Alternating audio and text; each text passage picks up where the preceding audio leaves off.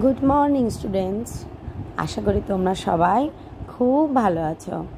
Blooming bird বইয়ের lesson 6 চ্যাপ্টারটি আশা করি তোমাদের যতটুকু পড়ানো হয়েছে সবাই পড়েছ। অ্যাবাউট ওয়াটার কনভারসেশনের যতটুকু হয়েছিল এটুকু তোমরা জানতে পেরেছ যে রুমি এবং তার মা দুজনের মধ্যে কথোপকথন করছেন ব্রেকফাস্ট টেবিলে।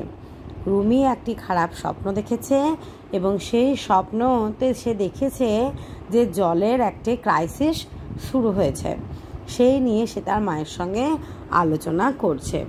যেদিন শেষ করেছিলাম 13 তারিখে, সেখানে রুমির কথা ছিল যদি মা সব জল শুকিয়ে যায় তাহলে কি হবে।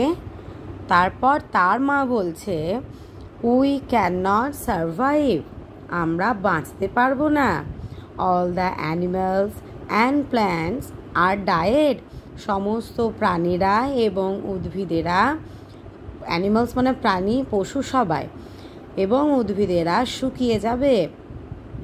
শুকিয়ে যায়। The another name of water is life, জলের অপর নাম হয় জীবন। রুমি তখন বলছে I drink water to live, আমি বাঁচতে জল পান করি। I take bath, wash my clothes, hands, clean my toys with water.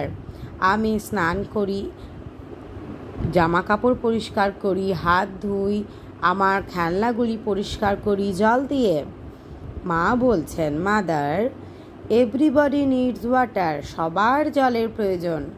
The farmers farm with water, চাষিরা চাষ করেন জল দিয়ে। রুমি বলছে many animals and plants live in water, অনেক প্রাণী এবং উদ্ভিদ জলের মধ্যে থাকে।